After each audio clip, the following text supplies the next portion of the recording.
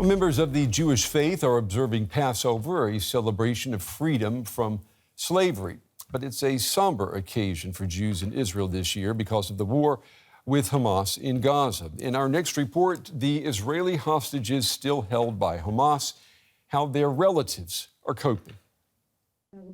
Bring them home. That's the message these Israelis are sending to Prime Minister Benjamin Netanyahu. They've set up a Passover table outside Netanyahu's house, but all the chairs are empty, symbolizing the missing hostages. They're sick of waiting, and some accuse Netanyahu of deliberately stalling hostage negotiations. We believe that the government and Bibi Netanyahu don't want them here. He don't want the hostage back. He wants to keep the war. He's afraid that the war will end because he's afraid that he's going home and he's going to prison. So he just wants to keep the war going. After dark, the protesters burned a table. Not a ritual, but a gesture of defiance and desperation. In Tel Aviv, families and friends of hostages taken from a kibbutz near Gaza gather in a plaza the city council officially renamed Hostages Square. Mixed emotions running high. So my feelings are very complicated because this is the holiday of the liberty, and for us it's not liberty because my father is in Gaza, he's in captivity. My mother was also kidnapped and she returned after 54 days.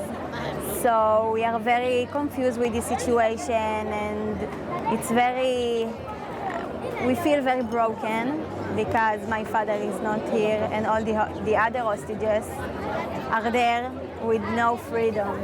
What we're focused in is reminding the other people around us that she is still alive, that we can still bring her back, and this is a holiday that celebrates freedom.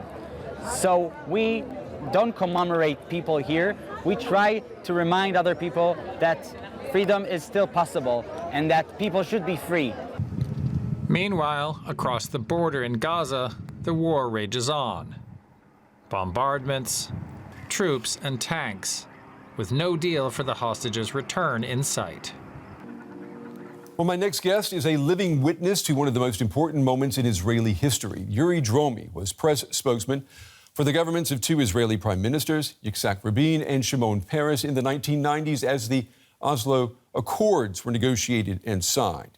He's also a former Israeli Air Force officer, and he is the founder of the Jerusalem Press Club. I'm happy to welcome Uri Dromi to the program tonight. Mr. Dromi, it's good to have you with us. I want to start out by just asking you about the situation with the Israeli hostages being held by Hamas. Some of the relatives of those hostages say that their release is being postponed, if you will, in order to keep Prime Minister Benjamin Netanyahu in power. Help our viewers understand this accusation. Is that possible? Do you think that is what is happening here?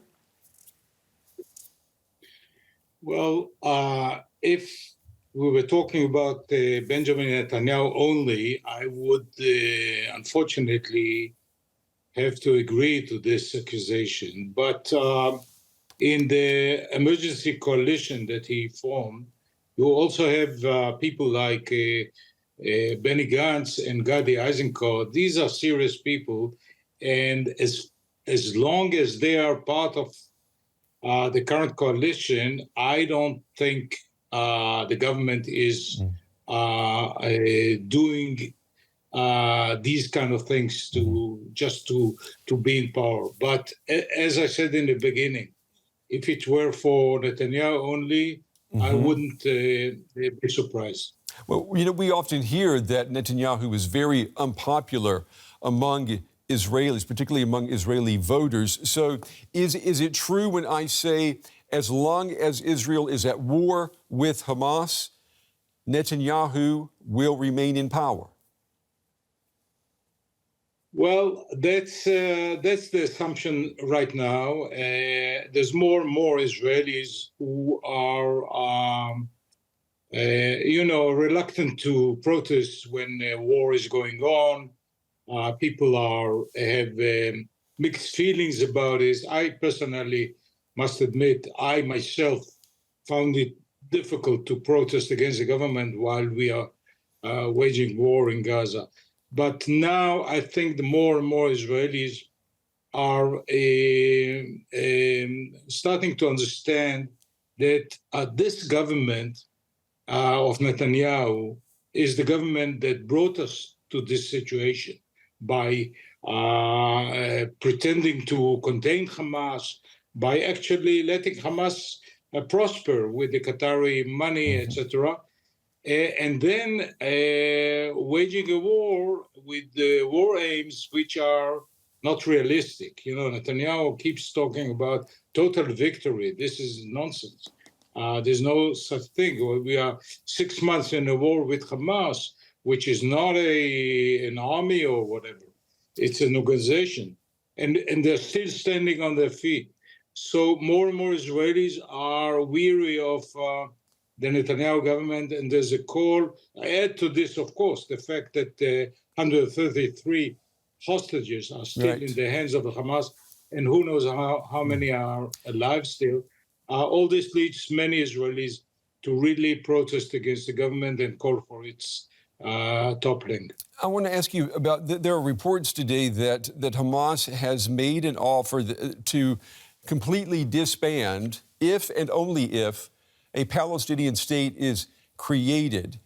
You know, you come from an era in Israeli history when there was this strong belief in the two-state solution.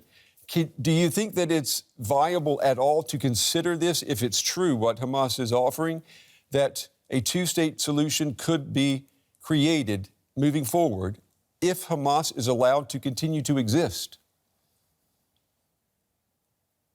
Well, you're talking to a sworn optimist. So, yes, I think the two-state is still the only viable solution to the problem, because these are two peoples claiming the right to the same piece of land. So the only solution is dividing the land between them. And as you mentioned in the beginning, I served under Rabin in Paris and during the Oslo times when there was the beginning of this.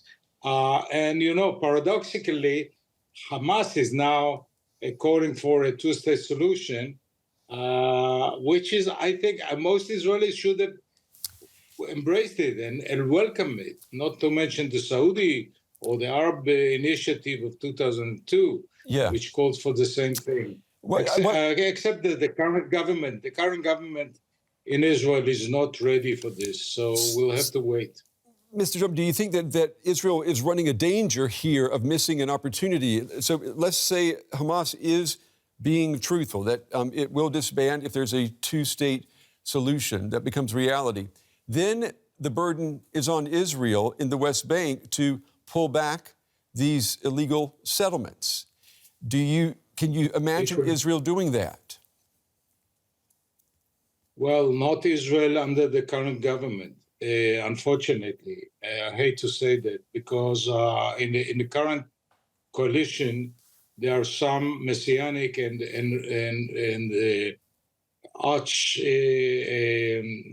settlers who will make it difficult. With another government, yes, I doubt it if the big settlements can go, because they are already accomplished facts.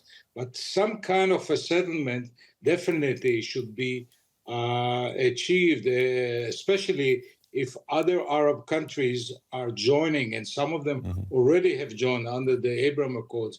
So there's a potential here. There's an opportunity here. But we need a different Israeli government to stand up to this kind of occasion. Uri Dromi, we appreciate you taking the time to talk with us. Fascinating insights. Thank you. Thank you so much. Turning now to the war in Gaza, Israel says it's planning a ground offensive against the city of Rafah, despite intense international criticism. The Israeli government claims that most of Hamas's remaining forces are hiding out in Rafah in southern Gaza, where more than 1 million Palestinians are sheltering. Satellite images show rows of tents that were not there earlier this month. Unconfirmed reports say Israel has bought 40,000 tents to accommodate those displaced in any assault. Now, earlier, I spoke to Sam Rose, Director of Planning at UNRWA, the UN aid agency for Palestinians. I asked him whether a humanitarian disaster can be averted. Thanks, Biresh. Thanks for having me on. Look, I think any shape or form in which a large-scale operation, military operation, takes in Rafah will have absolutely devastating consequences for the almost 1.5 million people who have been seeking refuge here for the past several months. However it is done, we fear that the implications will be absolutely catastrophic for a population that has already gone through so much. Yet, despite what you say, Israel appears committed to carrying out this operation. Should Israel have a rethink? Is that what you're saying? I think we, as a humanitarian organization, we, as part of the humanitarian community here, we're interested in the humanitarian well-being of that population. We call for an immediate ceasefire, for immediate release of hostages, and for an end to this bloodshed and this hell that people have had to put up with. We call for it to stop. We as the humanitarian community have very little influence on that directly, but we call on those that do have influence to do everything that they can before it's too late. You're with the largest aid operation that's working in Gaza. Have you seen or been told of Israel's plans to evacuate people from Rafah before any offensive? We personally, as UNRWA, me, myself, no, have not been told. We are not party to those discussions. We read the newspapers, we follow the satellite imagery as you are. We hear the announcements from the Israeli authorities. We understand that it may be imminent, but there is still time not to go ahead with it. But no, we are not party to any of the planning on their side. Speaking of satellite imagery, there are satellite images that have appeared of tents that have come up in southern Gaza. Do you know who put them up and if they are for people who might potentially be evacuated from Rafah? I do not know. I've not seen the tents personally. I've seen the satellite imagery. We can only assume that these are for people who will be evacuated. I can see them on your screen right now. But as I said, it's hard to see, impossible to see how this can take place, how this can happen without major humanitarian consequences, major suffering, major loss of life. We're talking about human beings here who've already gone through so much. Temporary camps, talk of flooding Gaza with aid. These are human beings. They simply cannot put up with this. We see the pictures as you've seen them now, but no, personally, I cannot verify them myself. This war has continued for about 7 months now, if I'm not wrong. What would you say about similar evacuation plans that have been implemented from time to time in various parts of Gaza? Have they actually worked? They haven't worked, no. I mean, what are the objectives that have been achieved? People have left without anything. They've left at short notice. They've received leaflets from the air telling them to move within a matter of hours. We saw that in Gaza City back in October. We saw it in Rafah, and we saw it with this checkerboard approach that was taken several months ago. So no, these may give people time to move, but there is nowhere safe to go to. We've all seen the reports. We've all met the people whose relatives have been killed. We've not all, but we have here people who've been killed on their way from one spot to another as they've been directed to by the authorities, being killed on the way. So no, there is no safe place to go. And as people are hemmed into an ever smaller area, it will become even more difficult, both in terms of the conditions that they're facing and our ability as a humanitarian community to deliver the aid and the supplies that they need, and for them to get the water, the sanitation, the healthcare, the food, and the shelter which will keep them alive. Sam, just one final question. You're there in Rafah. What are people in Rafah telling you or telling UNRWA about what could be coming their way? People are waking up, as they have done now for several months, with feelings of dread, with fear, with resignation for what comes next. I mean, it's odd somehow. This is my third visit, and over time, you know, people get used to the most horrible of circumstances. So life somehow gets back not to normal, but life progresses slightly. People are dreading the thoughts of having to move again. They just want this madness. They just want this situation to come to an end. We'll leave it there for the time being, but thanks so much for joining us today. Sam Rose, Director of Planning at UNRWA, joining us from Rafah in the Gaza Strip. Thanks so much, Sam.